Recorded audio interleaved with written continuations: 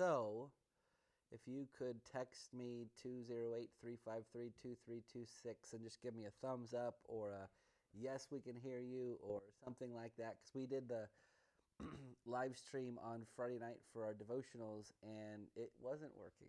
So if you could text me to let me know that this is actually live, that would be super helpful.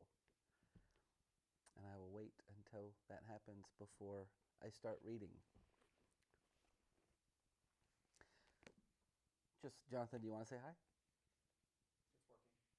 It's on YouTube right now. I haven't gotten any text that yet, though. Well, it's on YouTube. Okay. Burton. Oh, wait a minute. Nope. He's just saying, glad to see it. Okay. All right. Well, here we go. We're going to start because Josiah is showing me that it is working right now on YouTube. All right. So last time that we were together, we left Christian as he was going to this house with lions, and he realized that he had lost his scroll. And those two people, their names were Mistrust and Timorous. They had told him to turn around because they encountered two lions. And so Christian is terrified, not only because he lost his scroll, but he's scared because of the lions. So let's begin in chapter 15, which is Little Christian Comes to the Palace Beautiful. The loss of his scroll made poor little Christian very miserable. He forgot all about the lions in his trouble and could think only of his carelessness in losing the most precious of the Lord's gifts. Suddenly he remembered the shady arbor in which he spent the afternoon. Perhaps the scroll might have fallen there. And when he started up so hurriedly, he might not have seen it. "Oh, how could I be so foolish?" he cried. "I ought only to have rested there, and I wasted so much time, and now it will be night before I reach the top of the hill." He turned around and went back slowly, looking carefully at the path, lest he might have dropped the scroll on his way. At last, he reached the arbor, and there, upon the floor, just under the bench upon which he had been sitting, he saw his lost treasure. We may fancy how eagerly he caught it up, and how thankfully he had felt to the king for letting him find it again. But his search for the scroll had hindered the little pilgrim, and although he climbed up the steep path once more as quickly as he could, the sun had gone out of sight before he reached the top of the hill, and the light was fading very fast. It is all my own fault," he thought. "If I had not been so idle, I should not have lost my scroll, and I might have had time to find a place to rest in before the night." But then he remembered the lions, and he wondered how far he was from the spot where they lay. He knew that these savage beasts always prowl about in search of their prey during the darkness. And as the shadows grew deeper and deeper around him, he felt more and more afraid. Just when the light had become very dim indeed, a large building appeared in the distance, and Christian hurried along. As Christian hurried along, he saw that it was a great palace, and that the way of the king would lead him close to its gates. A little cottage stood within the gates, which he supposed must be the doorkeeper's lodge, and he walked quickly toward it, hoping that he might be allowed to stay there for the night. The path now became very narrow indeed, and when he had almost reached the palace gates, Christian saw the two lions, which had frightened Mistrust and Timorous, lying just before him, one on each side of the way. Children, look at this picture of the lions. So there in the middle of the lions, there's a gate in which Christian has to go. But in order to get through the gate, he has to pass these lions.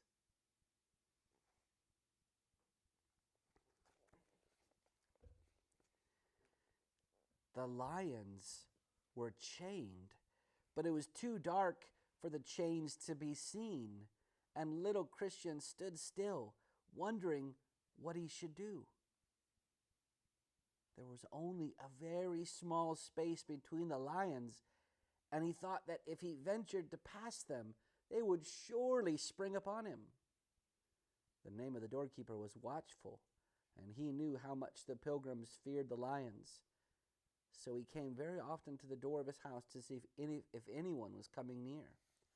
When he saw little Christian, he called him, saying, "Don't be frightened.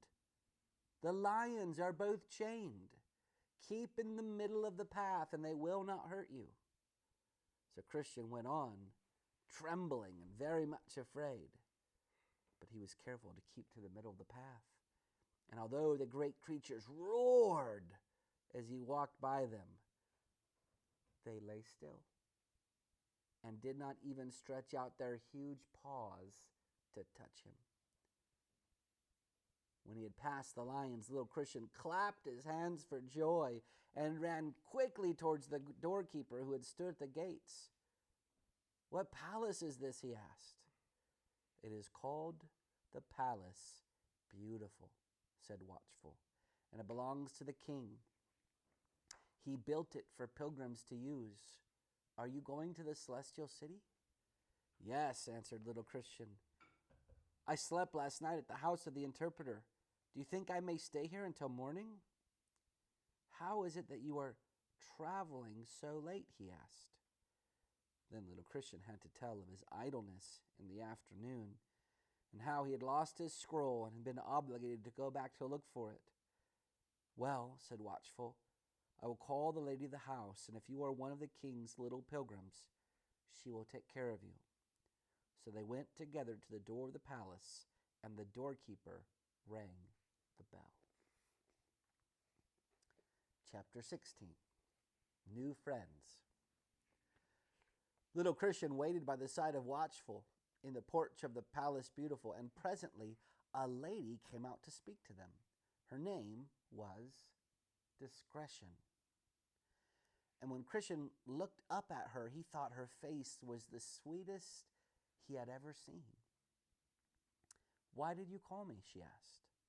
Then, seeing little Christian, she put out her hand and laid it gently on his shoulder. "She is like my mother's picture," he thought. "I am sure I shall love her." Watchful answered his mistress, saying, "The boy is journeying to the celestial city, and it is too late for him to walk any farther tonight, so he would be glad to stay here if you are willing to take him in." Then Discretion asked little Christian many questions. She wished to know from what city he had come and why he had left his home. She asked him who had directed him to the way of the king, and she made him tell her of all that had happened to him on his journey. "What is your name?" she said at last. "Christian," he replied. "I shall be so very glad if I may stay here till the morning." "Yes, you may stay," answered Discretion, smiling at the boy's anxious little face. "Wait, and I will call my daughters." She went back into the house and brought out 3 girls. 2 of them were older than Christian. Their names were Piety and Prudence. Charity, the youngest, was just about his own age. So here's a picture of Discretion's daughters. And remember, they're at the Palace Beautiful. The one who met them at the gates is Watchful. And so this is actually an image of the church. The Watchful character is like the pastor. And when he goes into this palace that he rests in, he meets these 3 Christian virtues: prudence and piety and charity. And they're all going to give him assurance and comfort and strength.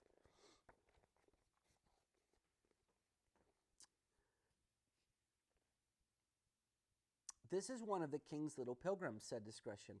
"I think we can make room for him in the palace, can we not?" "Oh, yes," said Prudence. And Charity ran up to him and put her hand in his, as Christiana used to do when he was at home. "Come in," said Piety. "We are very glad to see you." A number of people were in the hall of the palace, and they all looked kindly at Christian as he came in. "Mother takes care of them," said Charity. "We girls look after the little pilgrims." "It's not quite time for supper," said Discretion, "but no doubt Christian is tired. Take him into your own room and let him rest." The three girls led the way to a comfortable room where a lamp was burning and casting its cheerful light upon the walls that were covered with beautiful pictures. Here Christian sat down while Piety and Prudence took up the needlework that they had laid aside when their mother called for them. Charity brought a footstool and seated herself next to Christian. She was a kind-hearted little girl and loved to spend her time waiting upon her mother's guests and in doing all that she could to make them happy. "If you are not too tired to talk," said Piety, "we should like to hear about your journey. What made you leave your home?" "I was frightened," answered Christian, "for the strangers who came to our city used to tell us that it would be destroyed." "And how was it that you thought of coming into the way of the king?" "Well, I had read of the celestial city in my book, and one day Evangelist met me, and he showed me the way to the wicket gate." "Did you stay at the house of the interpreter?" "Oh, yes," replied Christian. "He was very kind to me. I saw the picture of the good shepherd. I watched the soldier who fought his way into the palace. I wish I could have stayed there a long time." "And what have you done today?" "Well, first I passed by the cross, and there I lost my burden. And the Shining Ones brought me these new white clothes. They gave me a message from the king, and one of them set his mark upon my forehead.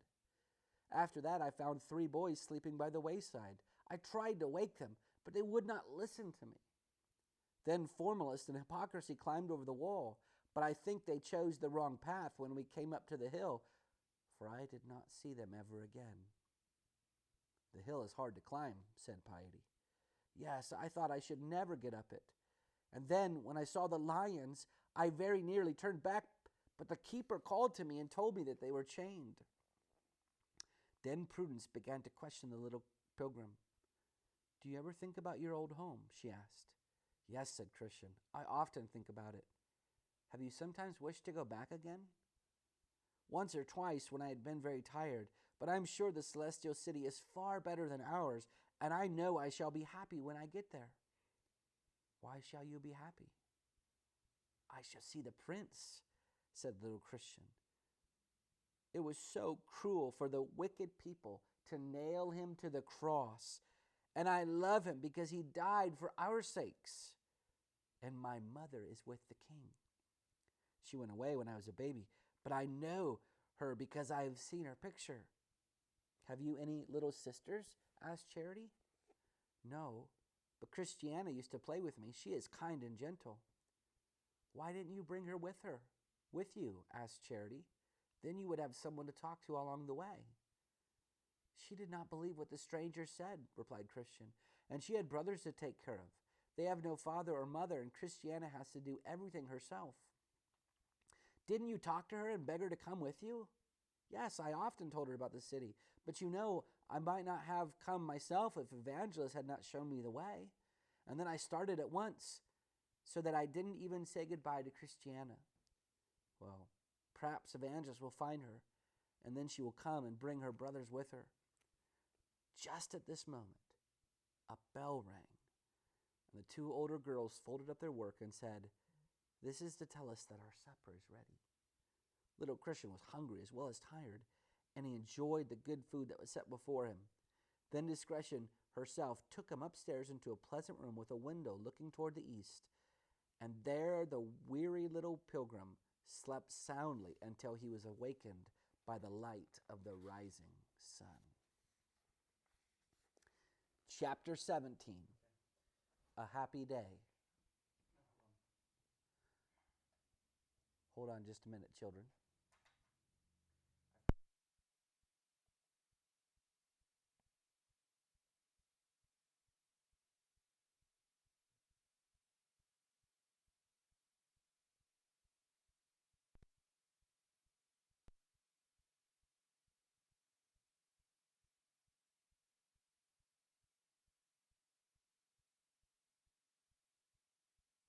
Yep. Okay. Back. Okay, can you hear me? Hopefully you can hear me. Okay, here we go.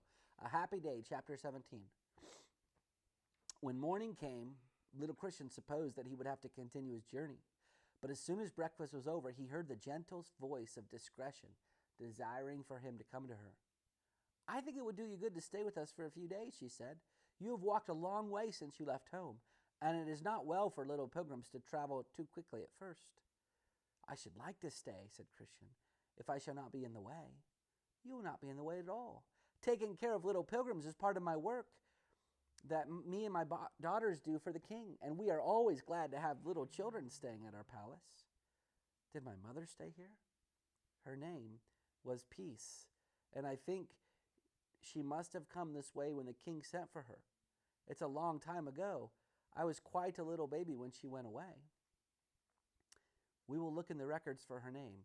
If she stayed here, it will be written down. I think she was little, just a little bit like you, said Christian timidly. Discretion bent down and kissed the child, for she saw the tears in his eyes. You will find her again, little Christian, she whispered. And do you know that she is often very near to you? You cannot see her, but she can see you. The king is very good, and he knows how mothers love their little ones. I shall see her in the king's city? Yes, and then you shall never lose her again. And my father? Asked little Christian anxiously. Will he always be busy, or do you think that he will someday be able to come too? I cannot tell, replied Discretion. I am sure the king will not leave off sending messages to him, and perhaps when he knows that you and your mother are so happy, he will wish to be with you, and he will begin his pilgrimage. He will not be frightened on the way, said Christian, because he is a man and very brave. I think perhaps that even mother did not like passing the lions. When my father comes, will you tell him that I stayed here, and that when he gets to the gates of the celestial city, he will be sure to see me watching for him? Yes, I will tell him, answered Discretion. Now I have many things to do, so Charity will take you into the library, and you may look in the records for your mother's name. Christian spent a very happy day at the palace. Sometimes Charity was with him, and sometimes Prudence, and sometimes Piety, but they were all kind and gentle, and did everything that they could to please their little guest. Christian, like many other boys, loved to read stories and to look at pictures, and he found much to enjoy in the library of the Palace Beautiful. Prudence told him which books to read, and Piety showed him all the pictures. There were many pictures of children, like Moses lying in his cradle of rushes by the waterside, like Samuel lighting the lamps in the house of God, and like Timothy listening to his mother's teaching. And this is our dear prince himself, said Piety. You have read in your book how he came down to live among us, and was a little baby in a poor home. Here you see him in the arms of his mother, and the shepherds are kneeling around him. Christian liked this picture, and stood before it for some time, until Charity called him to look at one that was her favorite. It was called The Guardian Angel. A little child was walking along a very narrow path, and close behind him came a beautiful angel, with her hands spread out to touch his shoulders on either side. You see, he cannot fall, said Charity. The king has sent the angel, and if he slips, she will hold him fast. The time passed so quickly that little pilgrim was surprised when evening came. Discretion had been busy all day, but before the lamps were lighted, she came into the library where Christian was reading. He laid down his book, and she drew him into her arms and talked to him in a low, gentle tone, telling him many things about their good king and the prince, his son. I have never spent such a happy day in all my life, said Christian when he went to bed. If it were not that I wish so much to live in the king's city, I would like to stay here always. Okay, we're going to read this last chapter, chapter 18. It's Little Christian Receives His Armor. Little Christian spent 3 whole days at the Palace Beautiful. On the second day, Discretion allowed him to see the armory. Now, what do you need armor for? What do you think you need armor for? To protect yourself? Yeah, in battle. So that means there's a battle coming. There was a large room in which they stored all kinds of weapons for the use of the king's servants.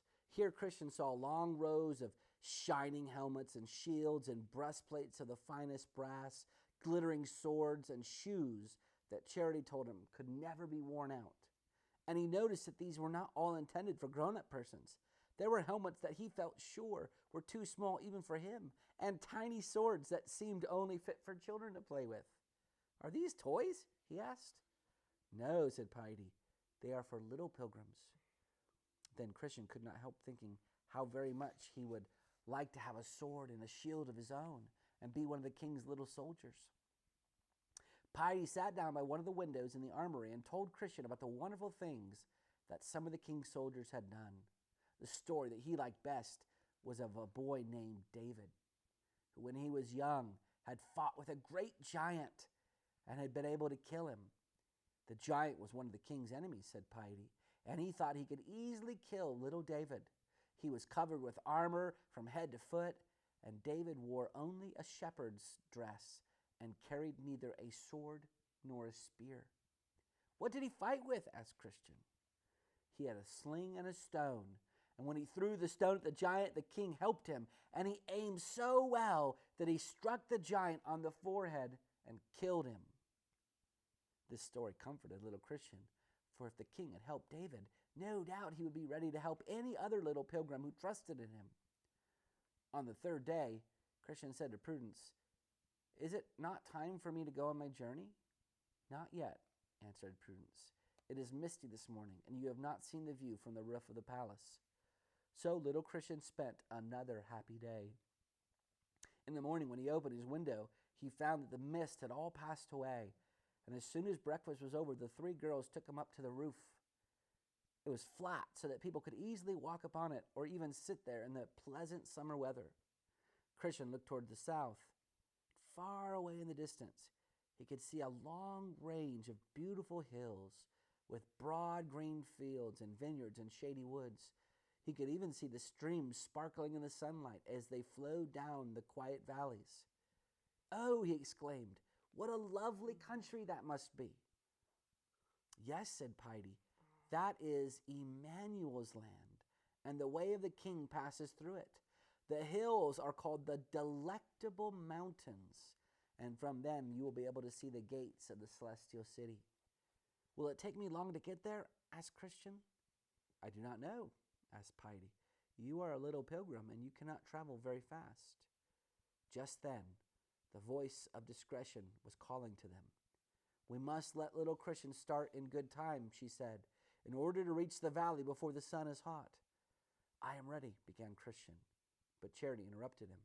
"No, he is not ready, is he, Mother? We have something more to do for him, have we not?"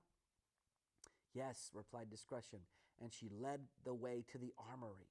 Between the palace and the celestial city, the king's enemies are often very troublesome, and even little pilgrims need to carry weapons. Christian's cheeks glowed with pleasure when he found that he was ready to have a suit of armor of his very own, and Discretion and her daughters seemed pleased also. "I like to see you made into a soldier," said Charity, and Christian wished that Christiana could have been there too. "You must take care of your armor," said Discretion, as she chose out a helmet of the right size. "It must always be kept bright and shining." Then Piety brought him a shield, which was just large enough to protect him and not too heavy for him to carry. Prudence fastened the sword at his side, and Charity fitted his shoes. And then, when he was completely dressed, Discretion bent down and kissed him, as she had done before, saying, "May the blessing of the king go with you, my child. May you continue as his beautiful soldier and servant all the days of your life." Little Christian felt so happy to speak, so he put his arms around Discretion as if she had been his own mother, and she well understood that his heart was full of love and gratitude. "You must thank the king," she said. "It is he who gives you these things." So here's a picture of Christian in all of his armor. And the next chapter is called An Enemy. And the next chapter is really exciting. It's because it's when he fights Apollyon, this fierce dragon. So you'll have to wait till next time to see that one. It was fun spending the afternoon with your children. We'll see you next time.